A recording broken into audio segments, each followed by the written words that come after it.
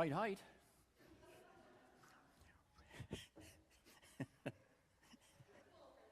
Yes. Does Stephen sit down? Or is he that old? My goodness, what's going on?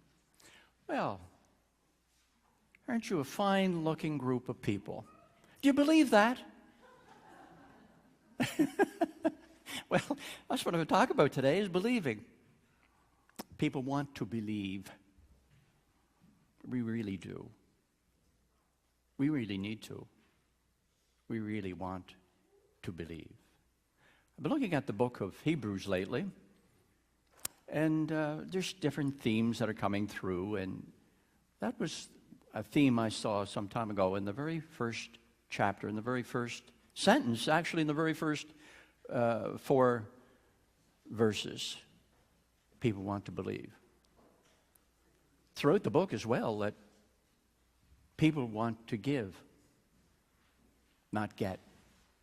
We're being told in this society that people are just out to get whatever they can get. They're not. Not as I look at young people and talk to them. They want to give. And they are giving themselves. Many to good causes and to other good people. And some not to such good causes or to such good people. It just breaks your heart when you hear of young people being sold, taken from streets of towns and cities, even here in the Maritimes. People want to believe. I think I have the New Living Translation. If you want to turn to the book of Hebrews, the very first chapter and the very first verse.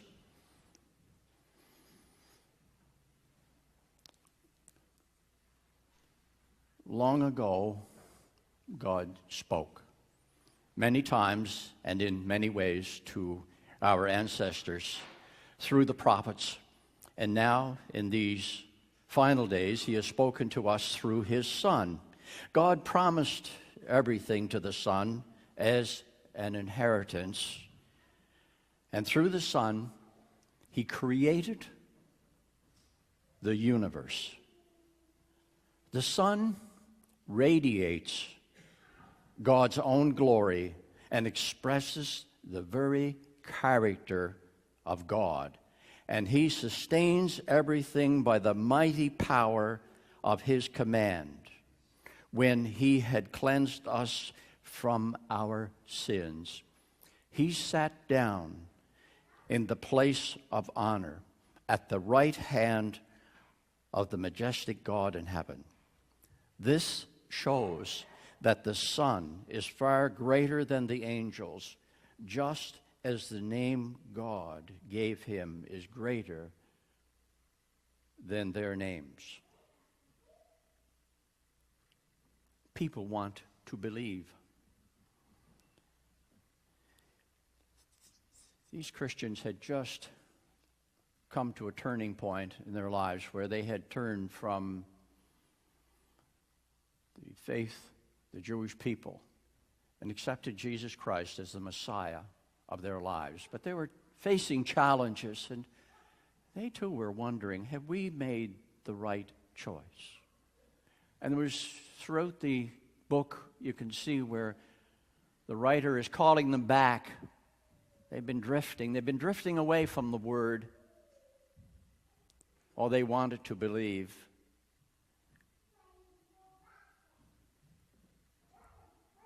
But the writer here in these verses, he doesn't chastise them. He doesn't out them, if you will, and say, well, why don't you believe? What's wrong with your faith? What's wrong with you? Why are you thinking this way? Instead,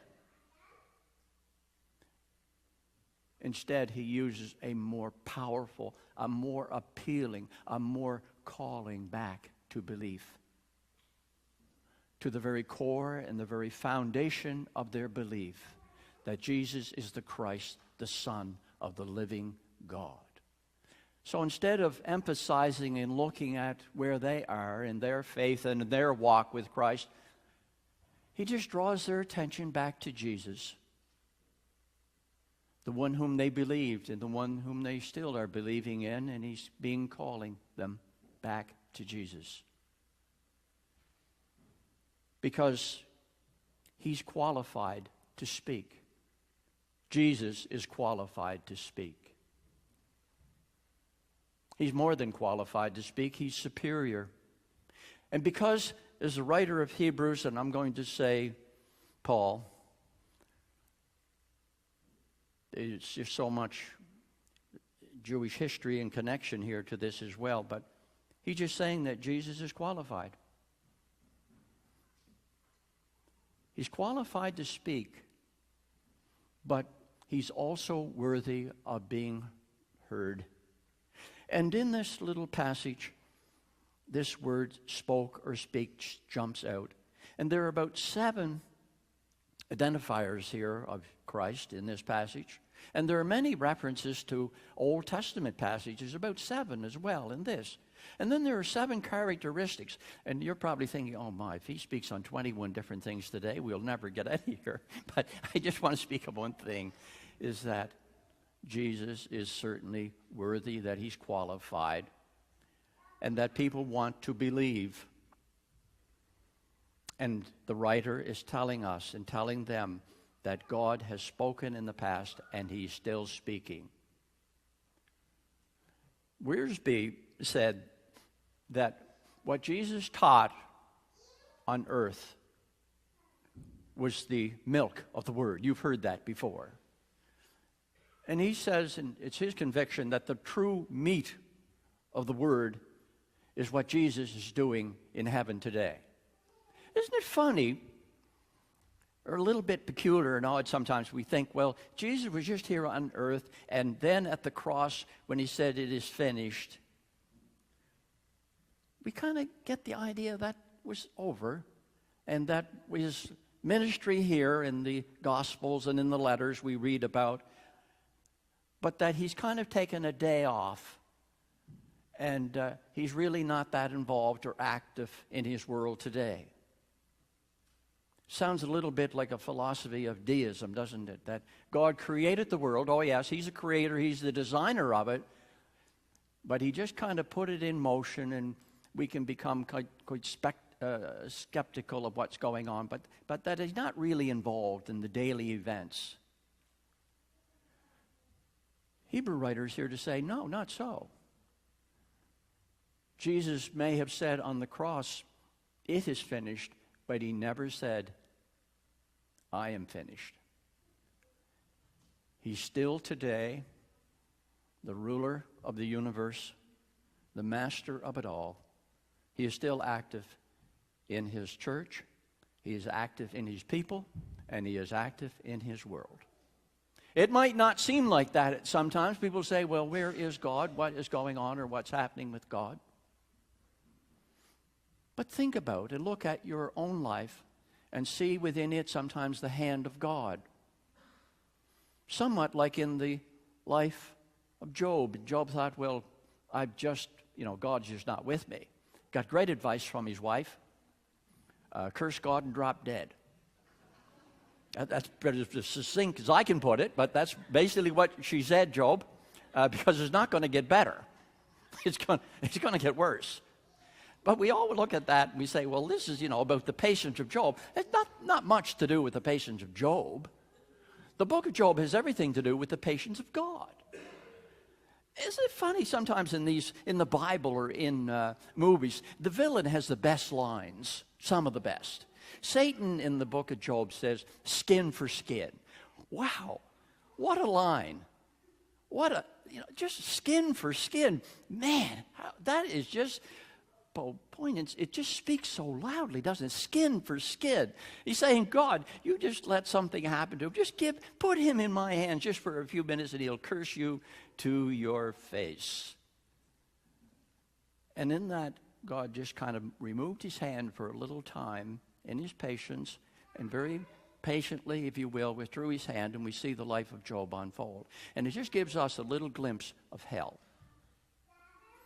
If you want to see what hell is like on earth, look at the life of Job for those few moments, if you will, when God lifted his hand. And if you think sometimes you're living hell on earth, just read about Job. God was very patient. Yes, he withdrew his hand for a short time from Job. Then when his patience was over, he put his hand back on Job and he began again to bless Job. The God's hand is on his creation. His marks are all over it. His hands are on it. You know yourself, if you have any ability to make or create anything or do anything, or a builder.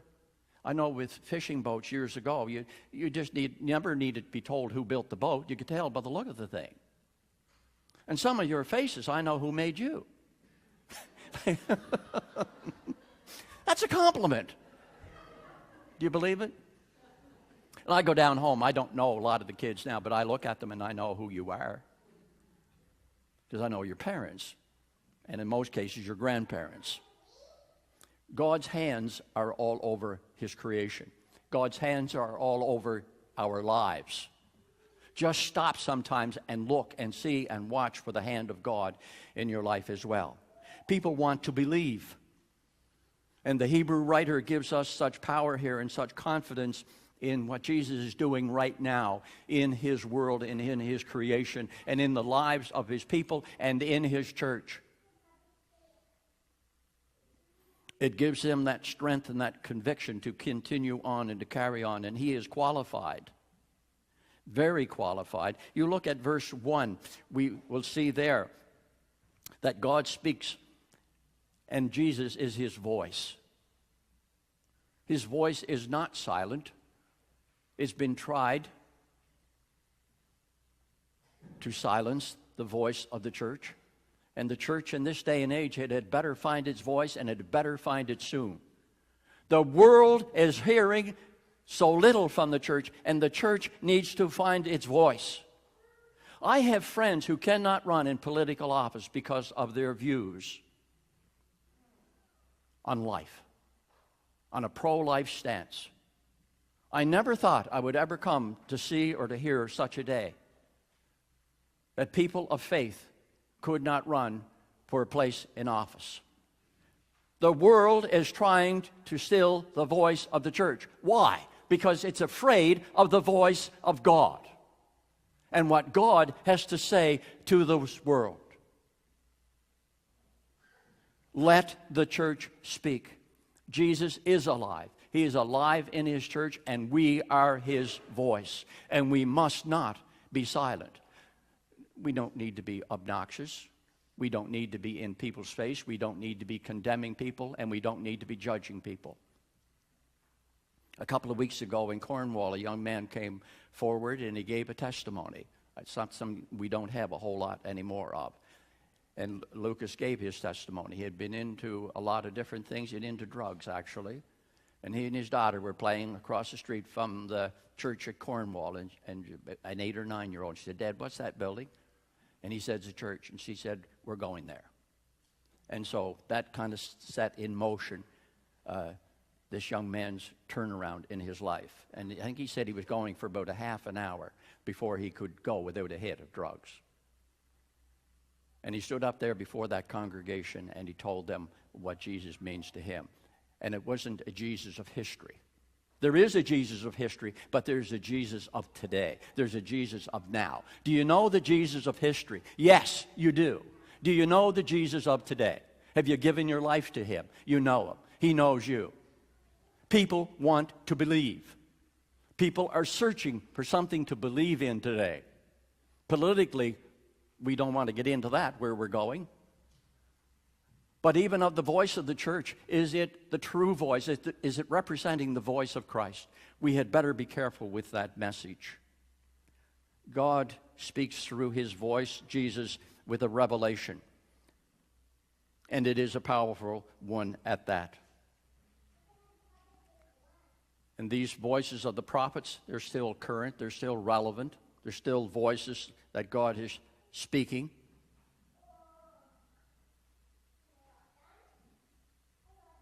And now he said in verse 2, in these final days, he has spoken to us through his Son. In other words, we're in the last era of time. There will be no more. This is the last era of time that we're in, these last days.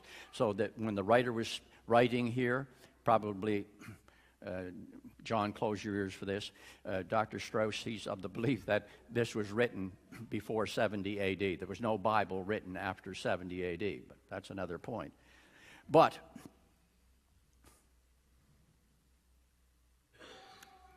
it's full of promise in these last days. And God is still speaking through His Word. It's living.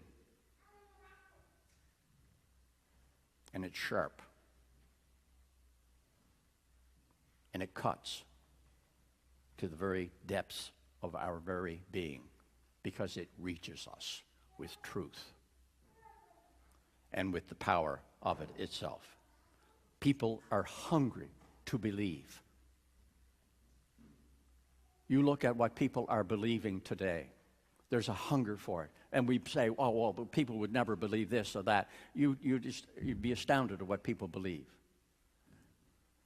Keep the message pure. Keep the message simple. Keep the message about Jesus. Don't take your eyes off of Him. This is what was happening here. They were taking their eyes off of Jesus. They were looking at their surroundings, what was happening in their lives. And there was pressure. There's a lot of pressure even in our own lives today, aren't there? And young Lucas, he's a punk kid, 30 years of age. I don't like young people. I find them very threatening. But it's funny, he had an impression of what it would be like in church, or what church people are like. We've got to change our image of how people see Jesus. Because that's who we're representing, isn't it? By our words, our deeds, and our actions, they are not seeing or hearing us. They are hearing the voice, literally, of God in their own mind. And Lucas came to church and his daughter, and he said he got on his best clothes that he had. And it was in the summer, and he was curious of just how he'd be received. And when he came in the door and he saw Mike, our minister, in shorts and flip-flops. I'm not recommending that. I wear these to annoy the 40 crowd. I've gone places to speak, and they tell me to wear jeans. I'm too old for jeans. It's funny, though. Just they have these ideas or these imagination of what's going to be like. And we usually are very wrong on that. But God has spoken, and He is still speaking. Look at verse 3. God's voice, Jesus, speaks of a radiance. The sun radiates God's own glory and expresses the very character of God, and He sustains everything by the mighty power of His command. The power in those words and the emotion in them and what they express.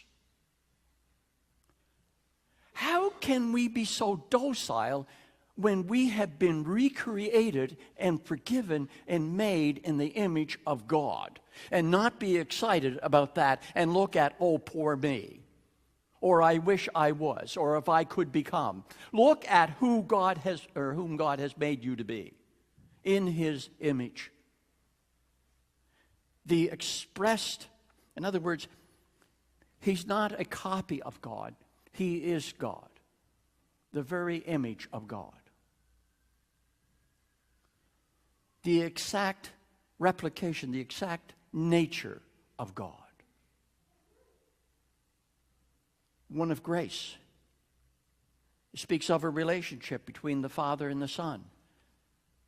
A relationship that you and I can share in.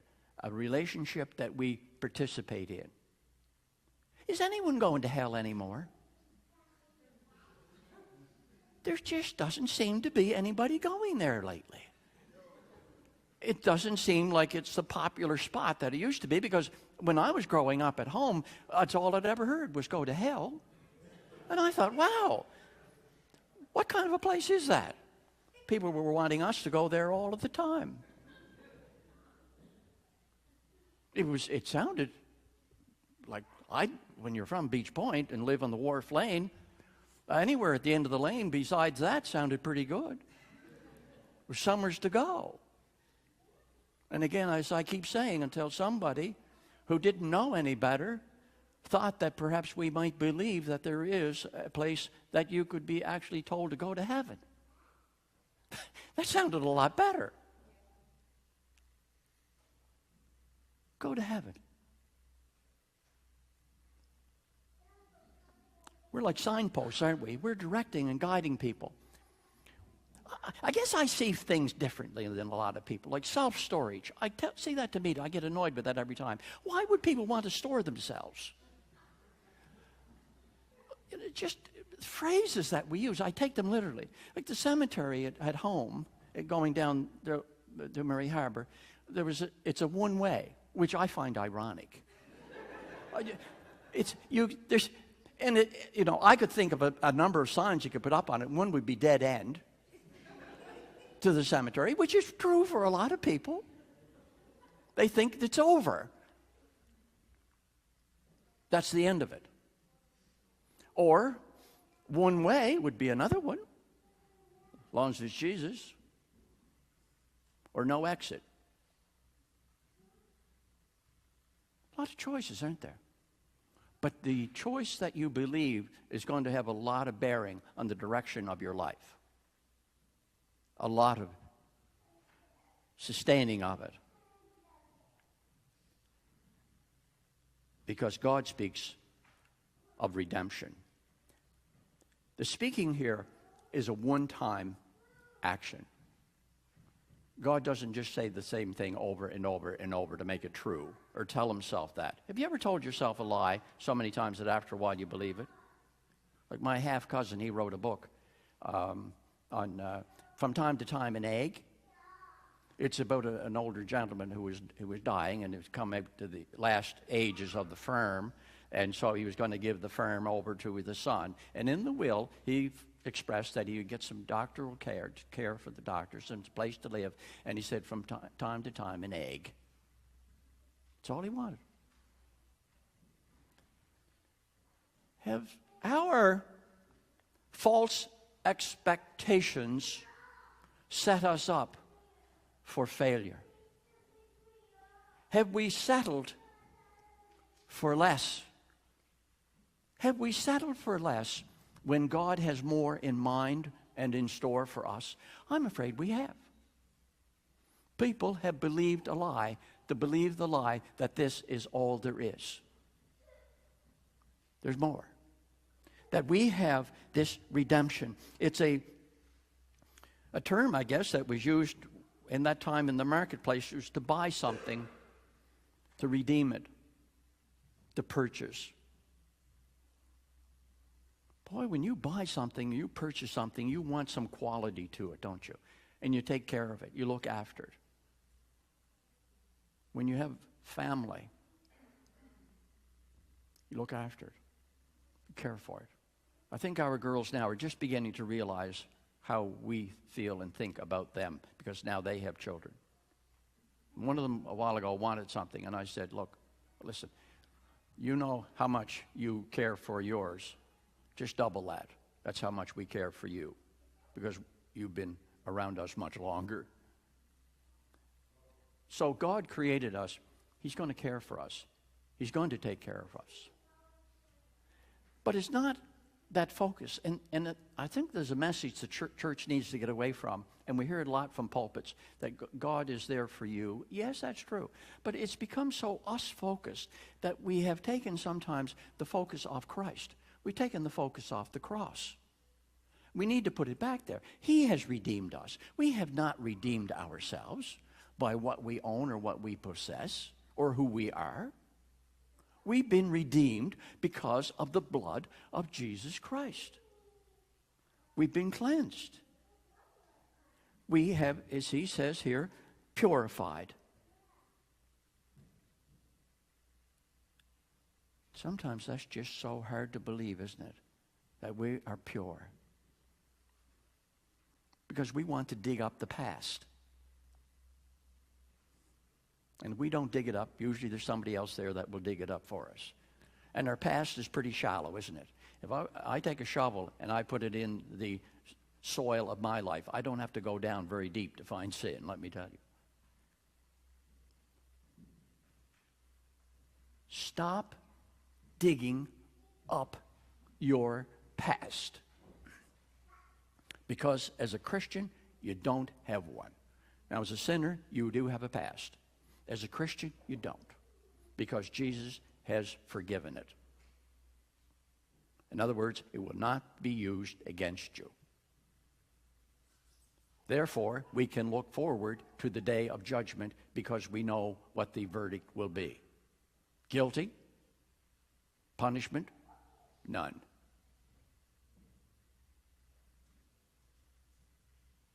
None.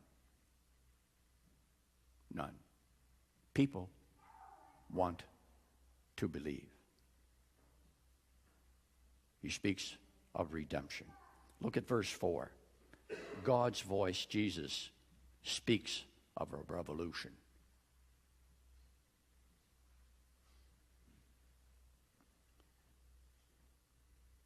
After he sat down, verse 3 here, in the place of honor at the right hand of the majesty, the majestic God in heaven. That's where he is. People are saying, well, where is God? Where is Jesus now? He's at the right hand of the Father. It says interceding. In other words, pleading our case. That's incredible, isn't it? That we get so caught up in the daily things of the price of this or the cost of that. And we've been purchased and we've been bought. As I said, when we purchase something, we buy something, or we own something, we value it, don't we? When a young couple, one gives themselves to the other and the other to themselves, they take care of one another, don't they? You care for it. Because it's precious in your sight and in their sight. What value God has put upon you and upon me that he would purchase us with the life of his own Son. And how dare we say, what do we mean to God? People want to believe. And Jesus gives us that reason to believe. That we are of worth and of value to the Father. And because we are of worth and of value, let that speak for itself. Verse 4, he said that this shows that the Son is far greater than the angels, just as the name God gave him is greater than their names. Jesus, the voice of God, speaks of a revolution, of a revolt, of a turning, if you will, things back to God. We need a spiritual revolution. That we have to come to the realization that we cannot be satisfied with what this world is telling us. And even what we tell ourselves about ourselves. I want you to stop something. I want you to stop telling yourself you're not worth it. The things that we say about ourselves, if someone said those same things to us, we'd be very annoyed. We'd be angry. But I hear people say things about themselves that hurt.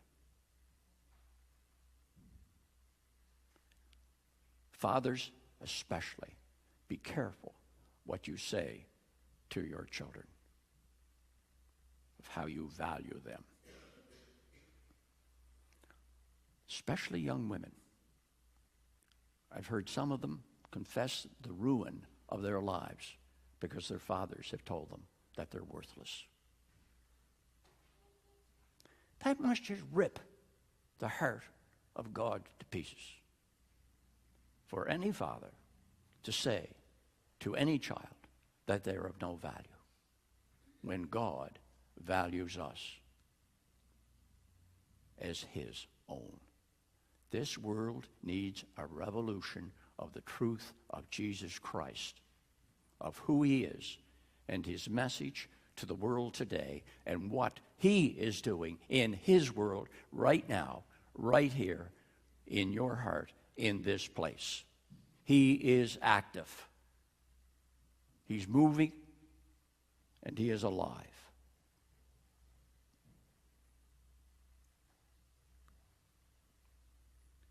There is a God focus that the Hebrew writer expresses. There's a God focus that the church must continue to proclaim, because the church is our world's only hope, and Jesus is its only voice. Silence those voices, but let the voice of Jesus ring true in your life.